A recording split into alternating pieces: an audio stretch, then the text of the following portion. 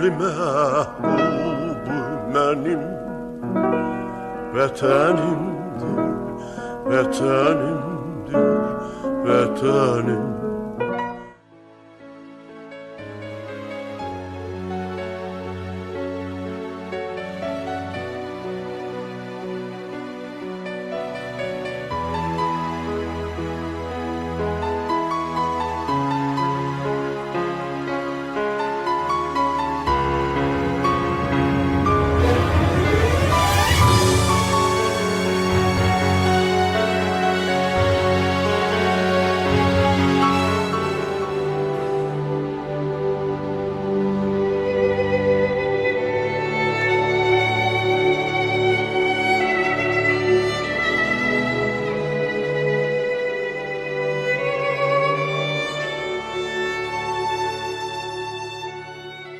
Böyüklüyü, parlaqlığı bizim təsəvvür etdiyimizdən də qat-qat artıq olan Cəfər Cabbarlı bir Azərbaycanlı idi, şərqli idi. Ancaq sadə Azərbaycanlı, sadə şərqli deyildi. Cəfər Cabbarlı şərqşünas idi, tarixi bilirdi. Amma içərisində yaşadığı gerçəklikdən də bütün təfərrüatlarıyla agah idi. Yaxın Orta Şərqə baxırdı, Azərbaycana baxırdı. Dünya gedişindəki şərq məmləkətlərinin yerini içərisindən keçirirdi. Və ona görə də yeni yaradıcılığa başladığı çağlarda bu həyəcanlı sətirləri qələmə almışdı. Ey şərq, sənin üstündə cahan çarpışıyorkən, aləm səni bölməkdə səadət bölüşürkən, hala da sükut etmədəsən, ey evi bərbad, kimdən əcəba ummadasan kəndinə imdad? Cəfər Cabbarlı böyük gücünü bildiyi şərqin sükuta dalmamasını, ətrafında cəryan eləyən hadisələrə biganə nəzər salmamasını, toparlanmasını, öz gücünü toplayaraq layiq olduğu haqqa çatması yolunda mübarizələrə qatlaşmasını arzuluyurdu. 1924-27-ci illərdə Azərbaycan Dövlət Universitetində təhsil alarkən başqa bir fakültəni deyil, məhz şərqşünaslıq ixtisasını seçməsi də onun qəlbinin minbir teli ilə bu istiqamətə bağlılığından deyirdi. O istəyirdi ki, yaxın Orta Şərqin keçmişini də mükəmməl öyrənsin. Artıq 20-ci əsrin ilk 10 illiklərindən Cəfərin vətəni Azərbaycan da yaxın Orta Şərqin müsəlman coğrafiyasının bir növ mərkəzinə çevrilirdi. 1920-ci ilin sentyabrında Böyük Nəriman Nərimanovun təşəbbüsü ilə Bakıda şərq xalqlarının birinci qurultayının keçirilməsi həm Azərbaycanın, həm də bütöv şərqin həyatında o zaman son dərəcə əlamətdar bir hadisə idi.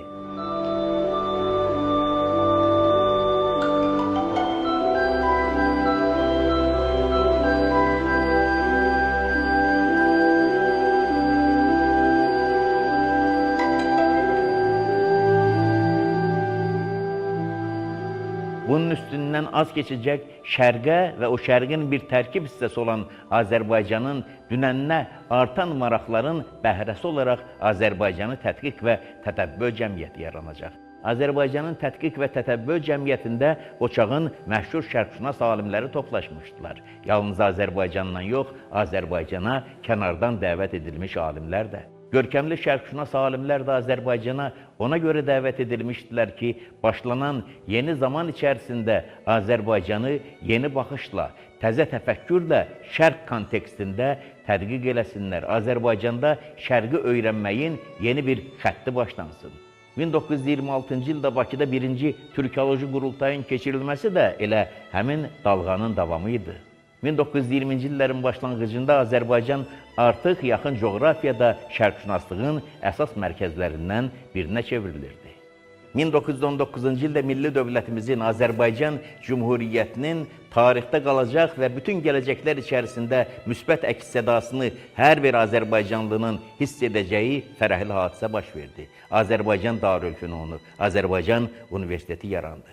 Və Azərbaycan Dövlət Universitetinin fəaliyyətə başladığı ilk dövrlərdən orada artıq şərqşünaslıq vardı. Tarix Filologiya Fakültəsinin nəzdində şərq bölməsi də işini görməkdəydi.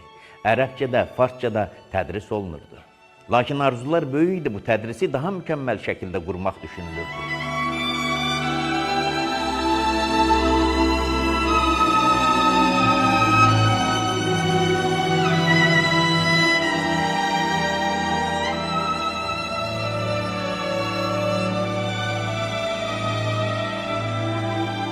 1920-ci ildə Azərbaycana çox məşhur bir şərqşünas köçüb gəldi. Panteleimon Juze. O əslən bir xristiyan ərəb idi. 1870-ci ildə Yerusəlimdə doğulmuşdu. Başlanğıçda Fələstində, Livanda pravoslav rahiblərdən dərs almışdı. Ərəbcəni də, fransızcanı da uşaqlıq illərindən ana dili kimi mənimsəmişdi. Xeyli illər sonra o Rusiyaya gəlib çıxmışdı, Peterburqda, Kazanda fəaliyyət göstərmişdi. Rusiya təbəliyini də qəbul eləmişdi. 1920-ci ildə isə Panteleimon Juzeni Azərbaycana dəvət edirlər. Onun adı rəsmi sənədlərdə Panteleimon Krestoviç Juze kimi gedirdi. Lakin onun əsl adı, atasının adı, soyadı başqaydı. O, Bəndəli İbn Səlib Əl-Cavz idi. Əslində öz adını, soyadını tərcümə eləmişdi. Yaşadığı yeni coğrafiyaya uyğunlaşdırmışdı. Adı olan Bəndəlini səslənikcə ona uyğun Panteleymonla əvəzləmişdi. Atasının adını Krestoviç yazdırmışdı. Əslində bu, ərəbcədəki əs-səlib sözünün elə tərcüməsi deməkdir. Əl-Cavzini də fransız səslənişində Juze kimi göstərmişdi.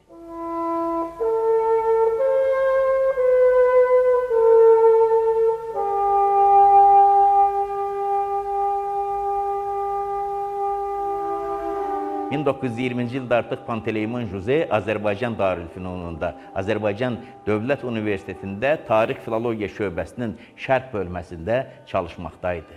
Ancaq hiss eləyirdi ki, şərqşünaslığa Tarix Filologiya Fakültəsinin tərkibində bir bölmə olmaq dar gəlir. Ona görə oturub bir təqdimat yazır.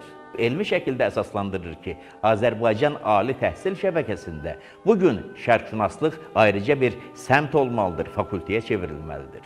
Və bu fədakar insanın çalışmaları çox keçmədən bəhrəsini verir. 1922-ci ilin iyulunda Azərbaycan Dövlət Universitetində Şərqşünaslıq fakültəsi yaranır. O fakültənin birinci dekanı da Panteleimon Juze olur. Panteleimon Juzeni biz həmişə minnətdarlıqla xatırlamalıyıq. O yalnız Azərbaycanda şərqşünaslıq təhsilinin qurucularından olmadı. Azərbaycanda şərqşünaslıq elmi məktəbinin də banisinə çevrildi. Özünün nə qədər qiymətli tədqiqatları, tərcümələri oldu. Bir qismi elə özünün sağlığında işıq üzü gördü. Ancaq ərəbcədən etdiyi çox mükəmməl tərcümələr vardı zamanında. Onun 1920-30-cu illərdə elədiyi bir çox tərcümələrin əks sədası 1970-80-ci illərdə ortaya çıxmağa başladı. Amma heç də həmişə öz adıyla yox.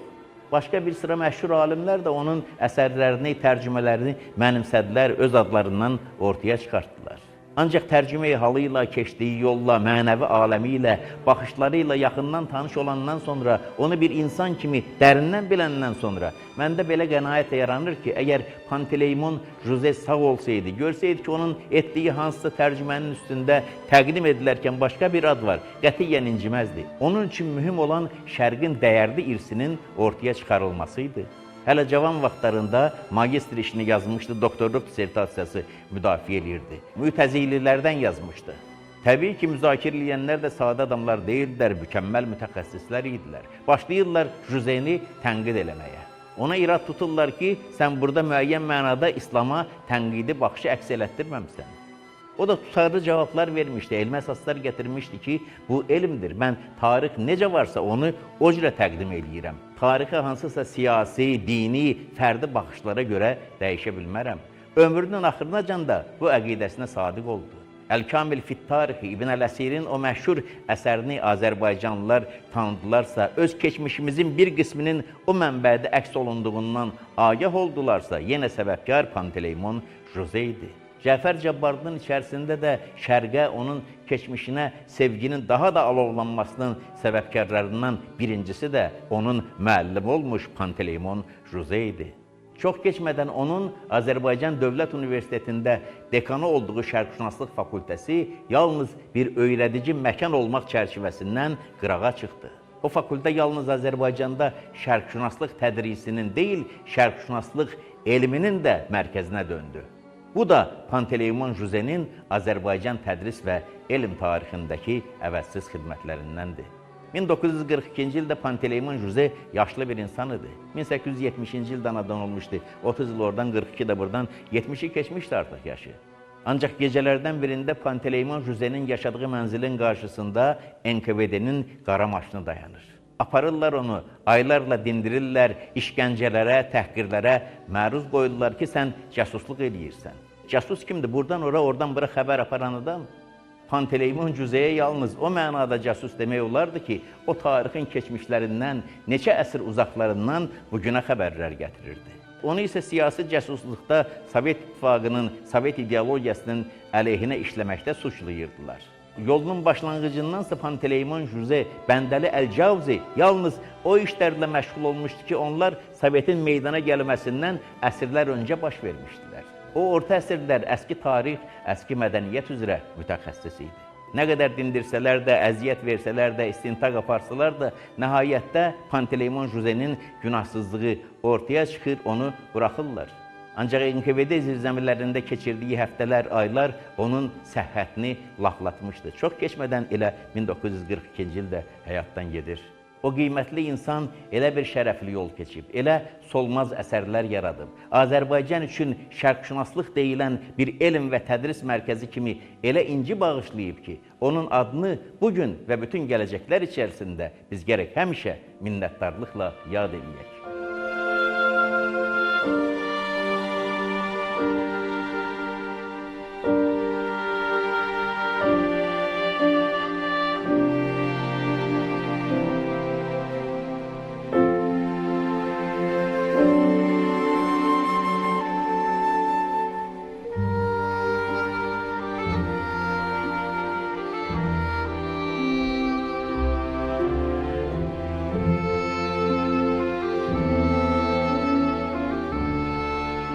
Onların hər biri Azərbaycanın elm, mədəniyyət, ədəbiyyat tarixində silinməz izlər qoymuş insanlardılar. Onlar müəllimlər idilər. Azərbaycan Dövlət Universitetinin Şərqşünaslıq fakültəsində dərs deyirdilər. Ancaq hər biri çox nəhəng idi. O fakültənin, universitetin çərçivəsinə sığmayan insanlar idilər.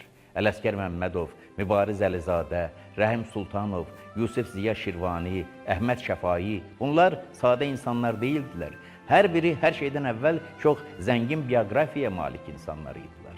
Onların həyatı dramatizmlə dolu idi. Elə yollardan keçmişdilər ki, hərəsinin həyatı bir neçə cildə sığan roman kimi idi.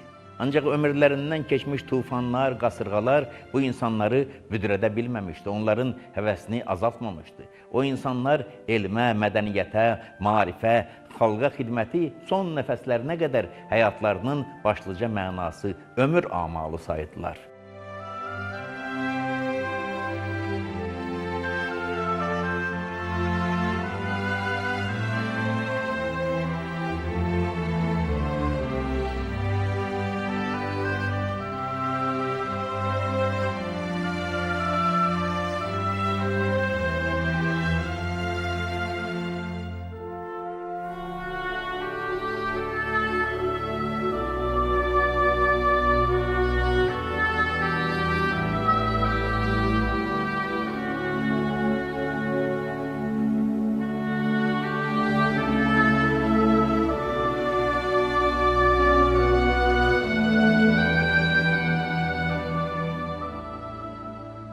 Onlar sadəcə yaxşı müəllimlər, güclü mütəxəssislər deyildilər. Onların hər biri bənzəri az rast gəlinən şəxsiyyət idi. Onların hər birinin həyatı da macəralı filmə oxşuyurdu. Onların hər birinin dərsi sadəcə dərs deyildi, bir tamaşa idi. Və ən vacibi, onlar yalnız bu zəngdən o zəngə qədər auditoriyada dərsini deməklə işini tamamlayan müəllimlər zümrəsinə aid deyildilər. Onlar təpədən dırnağa müəllim olduqlarından dərslərini fasiləsiz davam elətdirirdilər. Adi söhbətləri də, insanlarla təmasları da, gündəlik həyatları da dərs idi.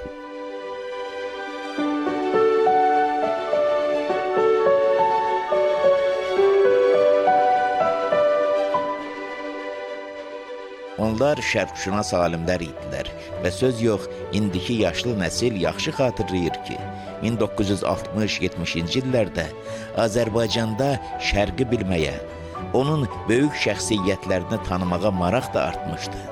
Buna vasitəçi olacaq kitablar da bir-birinin ardınca işıq üzü görürdü. Və bütün bunların sayəsində də o vaxtlar Şərqşünaslıq fakültəsi Azərbaycanın təhsil şəbəkəsində hər bir gəncin röyası idi. Ora qovuşmağı ən böyük arzuları sayırdılar.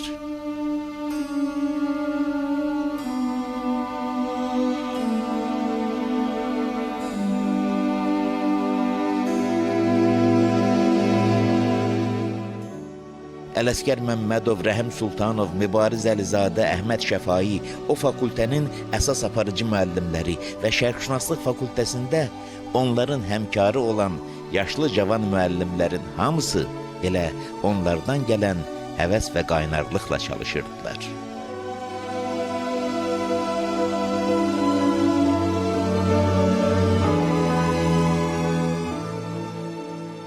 Onlar dərsliklər yaradırdılar, elmi əsərlər yazırdılar, şərqşünaslıq elmimizi və məktəbimizi zənginləşdirirdilər.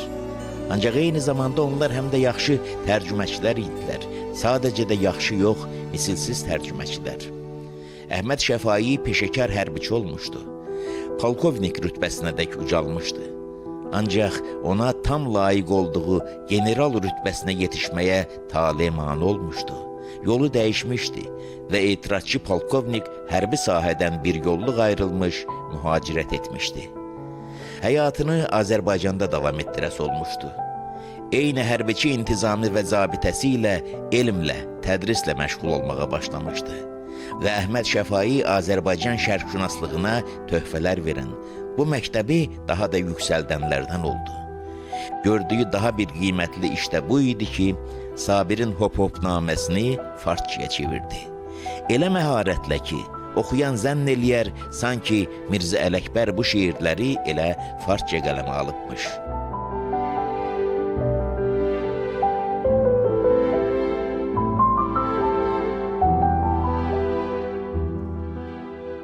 Ələsgər Məmmədov Azərbaycan şərqşünaslığındakı həmin zirvə, bütün şərqşünasların özünə müəllim saydığı professorlardan idi. كان عليكم أن تقرأوا في هذا الأسبوع عددا من المقالات. الرفيقة كريموفا، هل قرأت المقالة؟ عنوان مقالة التي قرأتها هو معاهدة الصداقة. شكرا مستريح. الرفيق رجب، هل قرأت مقالتك؟ نعم قرأت كذلك، وعنوان المقالة التي قرأتها إنتاج المستشرقين وأثره في الفكر الإسلامي الحديث. ولكن مستشرقين يا رفيق، مستشرقين. استريح. المقالة التي قرأها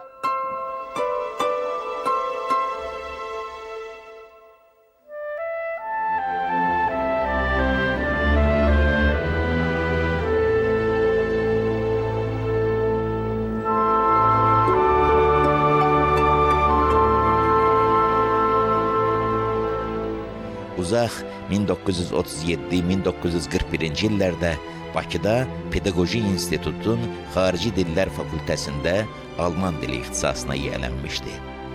Amma ardınca 1941-1944-cü illərdə Moskvada Hərbi Xarici Dillər İnstitutunun Şərqşünaslıq Fakültəsinin Ərəb dili fakültəsində dərs almışdı. İkinci Dünya müharibəsinin şiddətli vaxtında əskərlik yaşında olan bir gəncin cəbhəyə göndərilməyərək hərbi tərcüməçi kimi təhsil almasına imkan verilmişdisə, bu həmin cavanın özündən daha əvvəl dövlətin seçimi idi. Hərdən özü zarafatla deyərdi ki, mən 3D'yəm: desant, diplomat, dilmanç.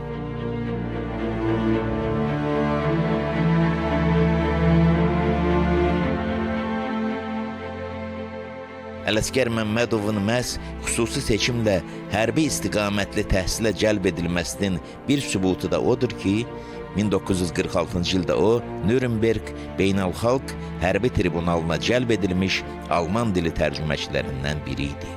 Ciddi, tələbkar, akademik, amma belə olduğu qədər də mülayim, şux olan Ələsgər Məmmədov söyləyirdi ki, Moskvadan qayıdıb Azərbaycan Dövlət Universitetində ərəb dili dərsi deməyə başladığı vaxtlarda və tədrisə öz yenilikçi üsullarını gətirməyə çalışdığı dövrlərdə köhnə düşünən bəziləri ona irad da tutur, inamsız da baxırlarmış ki, bu nə məktəb görüb ki, onun dərs aldığı yerdə özləri ərəbcəni necə bilirlər ki, buna da öyrədələr. Amma Ələsgər müəllim həmişə ustadı Xarlampi Karpoviç Baranovu minnətdarlıqla xatırlayır. Artıq qocaman yaşlarında olduğu çağlarda da onun çörəyini yeyirəm deyirdi. 20-ci yüzyılın ilk 10 illərində parlamış və imzası dünya şərqşünaslığına düşən professor Baranov məşhur Moskva Lazarev Şərqşünaslıq İnstitutunun ərəb, fars, türk şöbəsini bitirmişdi və 3 dilin 3-ünü də mükəmməl bilirdi. Onun yaratdığı lüğətlər bugün də masaüstü kitablar cərgəsindədir. Ancaq Baranov kimi nəhəng bir şərqşünas ustaddan dərs almış Ələsgər Məmmədov böyük müəllimindən öyrəndiyi ilə kifayətlənmədi. Özü təzə bir yol yaratdı. Müasir Azərbaycan ərəbşünaslığının təməlini qoydu. Azərbaycan ərəbşünas alimlərinin yeni nəslini yaratdı. Onun doğurduğu ərəb dili dərslikləri yenilikçiliyi ilə bütün əvvəlkilərdən seçilirdi və heç vaxt da köhnəlməyəcək.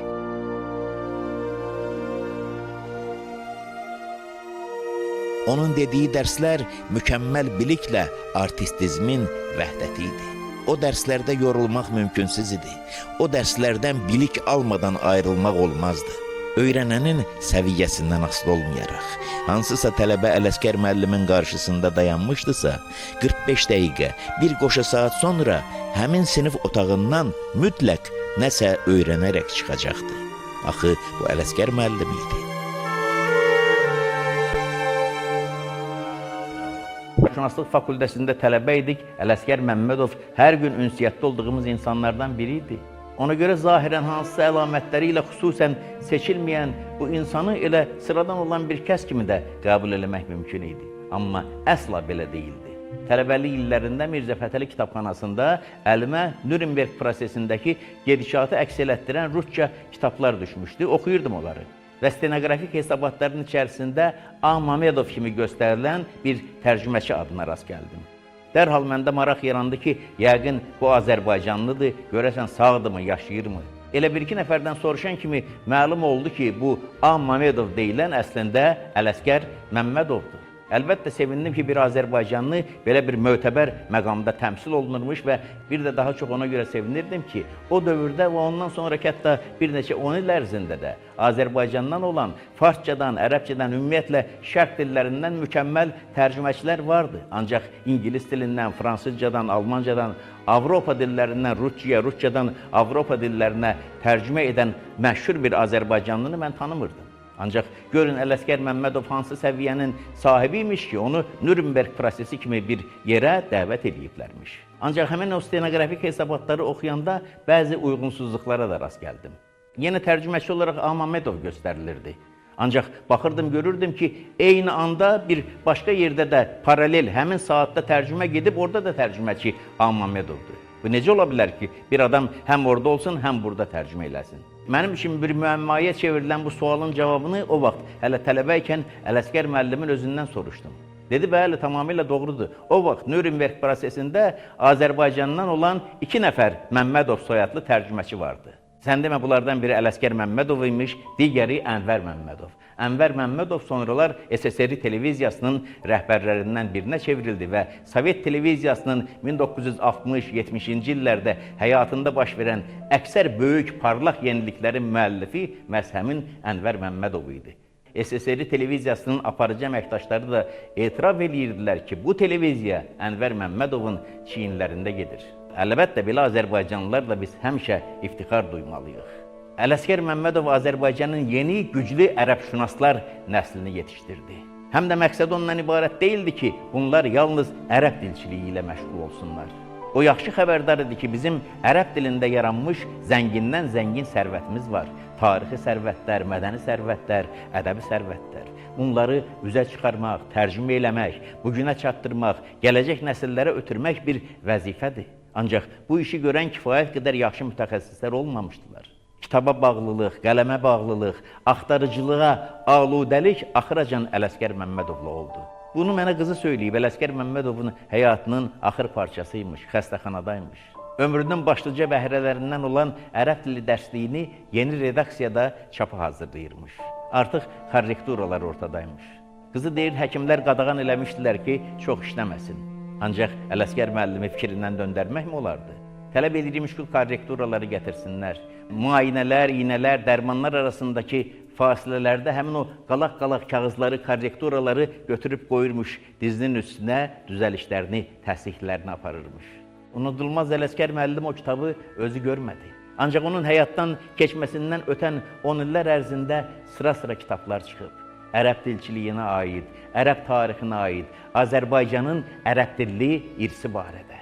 Müxtəlif müəlliflərdir. Ancaq o kitabların hər birində həm də Ələsgər Məmmədovun payı var. Çünki Ələsgər Məmmədov olmasaydı, onun yaratdığı ərəbşünaslıq məktəbi olmasaydı, nə o kitabları yazan müəlliflər yetişərdi, nə o kitablar meydana gələrdi. Ona görə də Ələsgər Məmmədovun adı Azərbaycan ərəbşünaslığının dünənindən də bəhs eləyəndə həmişə iftixarla çəkiləcək. Gələcəyindən də hər dəfə söz açılanda bu şərəfli ad mütləq yada düşəcək.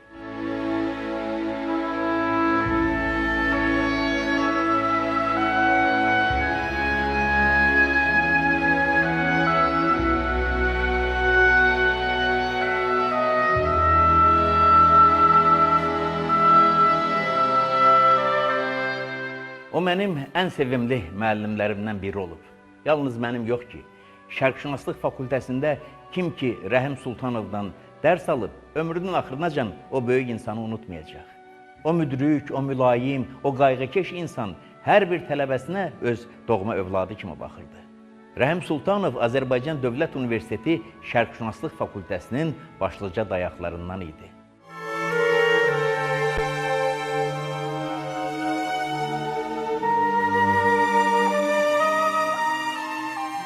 Professor Rəhim Sultanov qədim fars dilini də bilir və tədris eləyirdi, müasir farscanı da mükəmməl şəkildə öyrədirdi. Amma o həm də əski ədəbiyyatın dilini dərindən bilirdi və çox istəyirdi ki, o möhtəşəm ədəbiyyat bugünün insanına daha yaxın olsun, onu içərdən böyütsün, kamilləşdirsin, tərbiyə etsin, işıqlandırsın.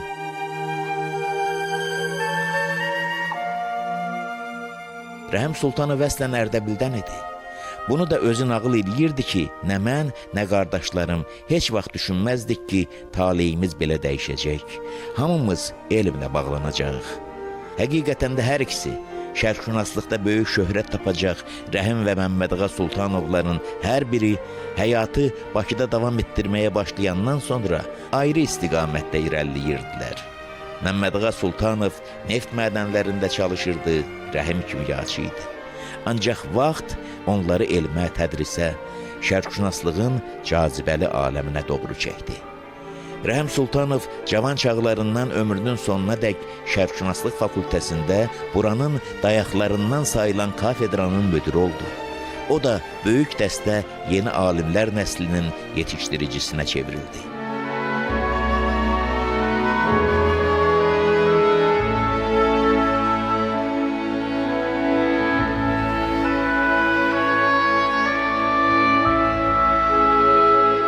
Rəhim Sultanova Azərbaycan xalqına elə yadigarlar qalıb ki, o kitablar həmişə masamızın üstündə olacaq. Qabus ibn Vəşmigirin nəsihətlərlə dolu Qabusnaməsini tərcümə edib bu xalqın ixtiyarına verib.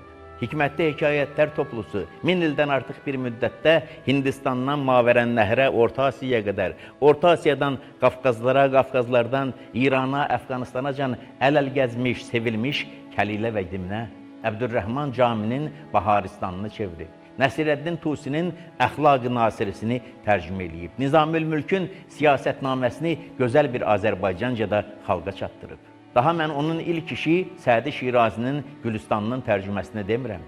Onların hər biri elə abidələrdir ki, onlar insanlığa aid kitablardılar.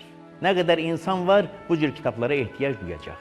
Həm də bunları Rəhim Sultanov necə tərcümə edib? Azərbaycan dilinin bütün plastikasından, bütün ifadə gözəlliyindən istifadə edərək Azərbaycancanı da mükəmməl bilirdi, farscanı da, ərəbcanı da və çox dilləri bilməsi onun qələmi, sözü asudə idarə edə bilməsinə də köməkçiyə çevrilirdi. Həm də gözəl şair idi Rəhim Sultanov. Tərcümələrindən əlavə onun özünün sıra-sıra şeirləri də yadigar qaldı. Ancaq Rəhim Sultanovun dərin alimliyi, mahir tərcüməçiliyinin daha üstündə dayanan keyfiyyət və onun qəlbinə də daha yaxın olan xətt onun müəllimliyi idi. Müəllimlik ona fitrətdən nəsib olmuş bir istedad idi. Ələsgər Məmmədov ərəbşünaslığımızın yeni, sağlam bir nəslini yetişdirdiyi kimi, Rəhim Sultanov da fars dilli irsimizi araşdırmaq üçün mötəbər tədqiqatçılardan ibarət nəhəng bir dəstəyə həyat vəsiqəsi verdi. 1960-70-ci illərdə o vaxtki Sovet İttifaqında şərqşünaslıq çox irəli getmişdi. Dünyanın aparıcı məktəblərindən birinə çevrilmişdi. Ancaq SSR-dəki şərqşünaslığın da mərkəzində dayanan və onun ən aparıcı qüvvəsi Azərbaycan şərqşünaslığı idi ki, onun mərkəzi də Azərbaycan Dövlət Universitetindəki şərqşünaslıq fakültəsi idi. Həmin dəstədə də ən öndə gedənlərdən biri məhz Rəhim Sultanov idi.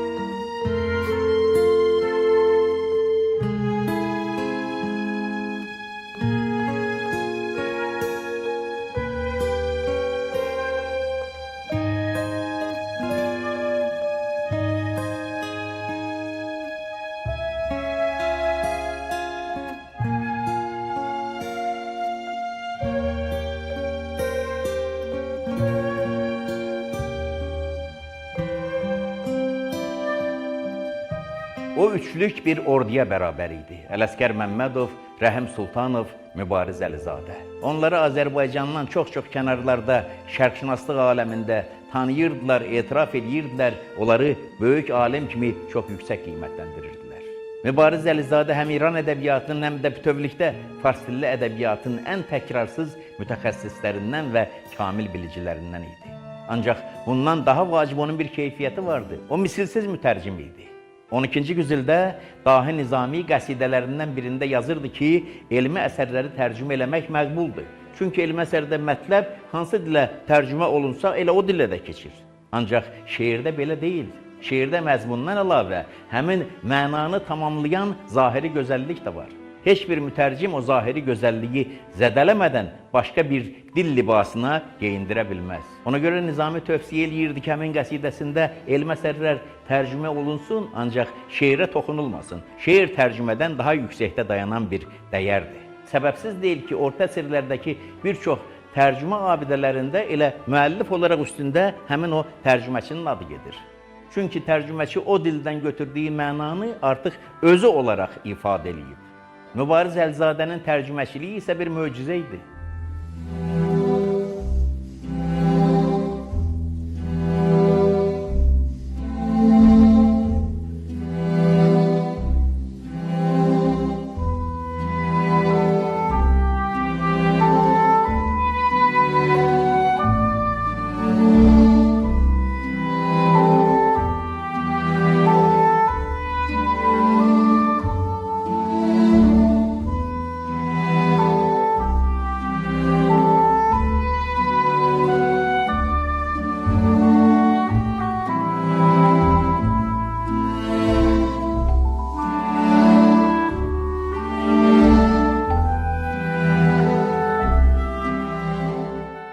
fars dilindən bədii tərcüməçiliyin keçmişinə, cikinə, bikinə qədər dərindən bələd olduğumdan qətiyyətlə təsdiq eləyirəm ki, bu istiqamətdə bizim Mübariz Əlizadədən üstün tərcüməçimiz olmayıb.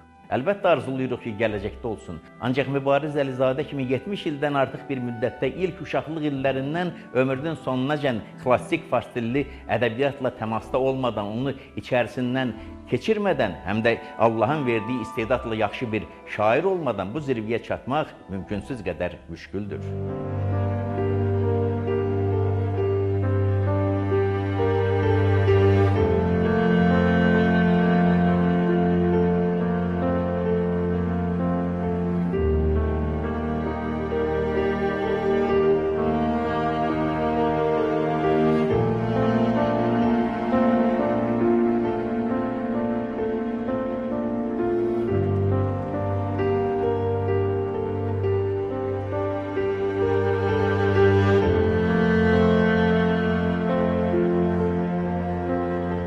O da əslən İrandan idi, həmin o məşhur Xaminə kəndindən.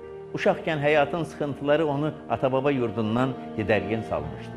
Arazı keçib bu taya gəlmişdi və onun həyatının yeni bir mərhələsi başlanmışdı. O taydakı mübariz ayrı bir mübariz idi. Hərçənd orada olanda da elə adına uyğun olaraq mübariz idi, inqilabi hərəkata qoşulmuşdu. Bura gələndən sonra da 20-30-cu illərin fəal gəncləri sırasındaydı. Ancaq talih onu ədəbiyyata, elmə sarı yönəldirmiş. Və nə yaxşı ki, belə oldu. Digər sahələrin hər birində onlarca bizim yaxşı mütəxəssislərimiz var. Ancaq ədəbiyyatşünaslıqda, müəllimlikdə, tərcüməçilikdəki Mübariz Əlizadə hadisəsi 100 illərdə bir təkrarlanan fenomendir. Xaqaninin Meyrat-ı Səfasını qəsidə-i şiniyyəsini tərcümə eləmişdi.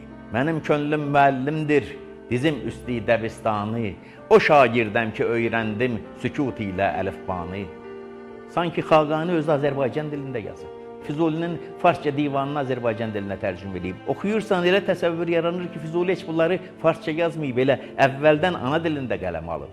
Şəhriyardan elədiyi tərcümələrə baxırsan, elə bil ki, Şəhriyar Heydər Babaya salam kimi bunları da ana dilində yazıb.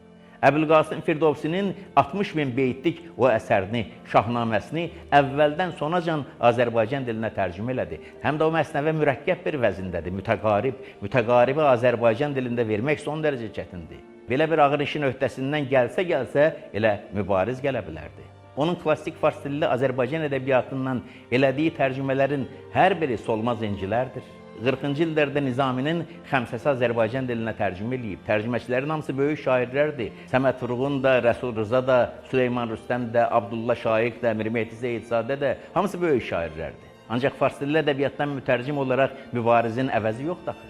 O tərcümələr var, qalsınlar, onlar da bir böyük abidədir. Ancaq zamanında gərək Mübariz Əlizadə kimi bir usta mütəxəssisə sifariş eləyəydi ki, öz vəznində farsçadan, birbaşa orijinaldan bunları ana dilimizə çevirsin. Nə qədər böyük bir sərvət yaranardı.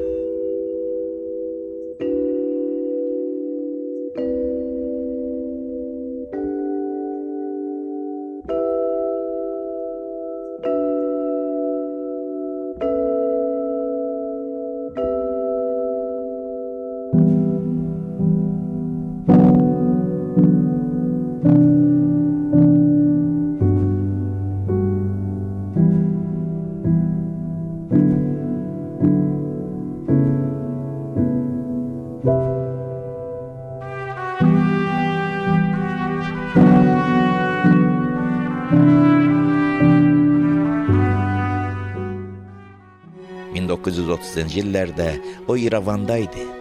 Doğulub böyüdüyü Xaminə kəndindən Arazı aşaraq yeniyetmə ikən bu taya gələndən sonra başı inqilab havalı Mübarizin yolu mətbuatla, ictimai işlə bağlanmışdı. İndi arxivini araşdırırkən görürsən ki, Ermənistanda o çağlar nəşr edilən çoxsaylı Azərbaycan qəzetlərinin əksərində Mübarizin məqalələri, alovlu şeirləri var.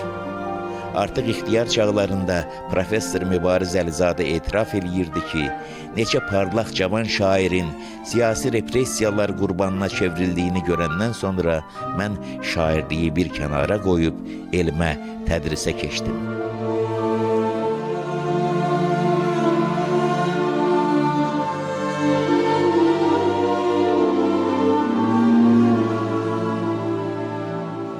Mübariz Əlizadə Azərbaycan Radiosunda xarici verilişlər redaksiyasının qurucularından olmuşdu.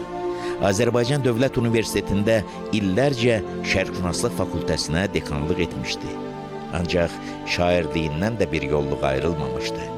Həmin qabiliyyətini tərcüməçiliyə yönəltmişdi. Onun bir-birindən gözəl çevirmələrində Rudəki də, Firdovsi də, Qətran Təbrizi də, Nizami Gəncəvi də, Xaqani də, Mücirəddin Beylaqani də, Fələki də, Cami də sanki yenidən dirilirdi.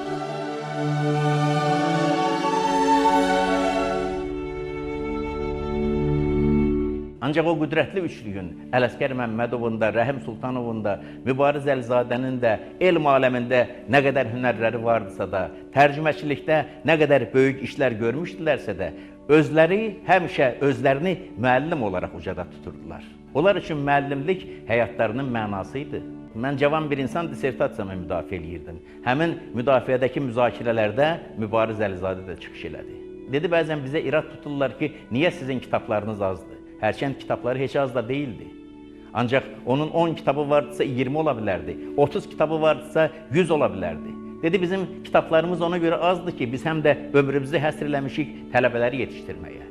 Və əlavə elədi ki, bugün mənim tələbələrimdən biri dissertasiya müdafiə eləyir. Bu əslində elə mənim daha bir əsərim deməkdir, daha bir kitabım deməkdir. Onlar getirmələrinin uğurları ilə iftixar eləməyi bacaran insanlar idilər. Onlar bildiklərini səxavətlə getirmələrinə ötürən insanlar idilər. Belə insanlarınsa ölməzlik, həmişə rəhmətlər və məhəbbətlərlə anılmaq halal haqqıdır.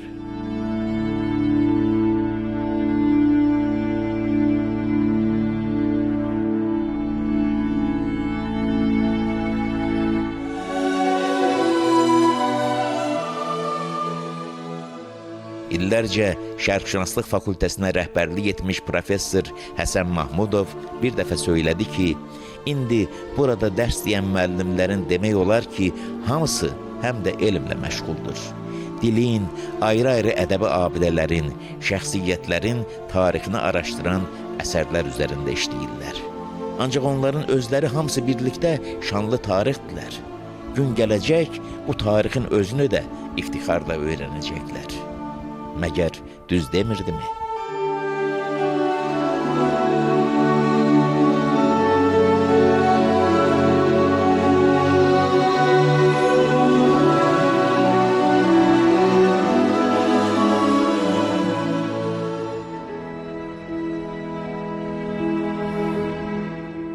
O məşhur zərbül məsəl hər kəsin yadındadır.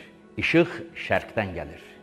İşığın şərqdən gəlməsi həqiqəti dünyanın dörd bucağında bəllidir. Hərçənd Avropanın məşhur yazarlarından olan Kipling vaxtı ilə demişdi, şərq şərqdir, qərb qərb, onlar heç vaxt kəsişməyəcəklər. Yəni o mənada ki, onların maraqları, ruhları heç vaxt sonacan üst-üstə düşməyəcək. Tarix şərqlə qərbin dönə-dönə toqquşmalarına şahid olub. Ancaq orası da var ki, qərb həmişə şərqə maildir. Yalnız qəsb eləmək, qamarlamaq, onu təsir altında saxlamaq nöqteyi nəzərindən yox. 18-19-cu əsrlərdə Avropanın böyük şərqşünaslıq məktəbləri yaranıb. Onlar şərqi şərqlidən də artıq sevərək öyrəniblər. Və biz öz şərqşünaslığımızı yaradırkən o sevgidən də bəhrələnmişik. Onların sevgi ilə gördüyü işlərdən də yararlanmışıq. Dünyanın bəxtiyar, avant gələcəyi yalnız bu qəlblə gerçəkləşə bilər. Şərqlə qərb gərək bir-biri ilə əl-ələ olsun. Gərək şərqdən gələn o işığı qərb də və hər bir insanda qəlbinin bütün məhəbbəti ilə, açıqlığı ilə qəbul eləsin. Onda içəriləri işıqla dolacaq, onda dünyanın da işığı artacaq. Bir əsr bitdi, artıq ikinci əsr başlanıb ki, Azərbaycan Dövlət Universitetində bizim baş təhsil ocağımızda Şərqşünaslıq fakültəsi var. O Şərqşünaslıq fakültəsi böyük ənənələrin davamçısıdır. Böyük ustadların yolu orada bugün də irəliləməkdədir. Bugün də oradakı dəhlizlərdəki divarlardan bizə o insanların nurlu çöhrələri baxır. Onların ruhları həmişə oradadılar. Çünki məktəb yaratmış, yol yaratmış insanlar həmişə o məktəbin, o yolun gələcəyindən nigaran olurlar. Həmişə qayğılanırlar ki, o yolu gedənlər büdürəməsinlər, ənənələri yaşadaraq daha da yüksəlsinlər. Məşhur zərbül məsəl, işıq şərqdən gəlir söyləmişdi. Bugün o parlaq işıq təməllərini azman alimlərimiz və müəllimlərimizin, ustadların qoyduğu Azərbaycan şərqşünaslıq imarətinin ucalarından bərk vurmaqdadır.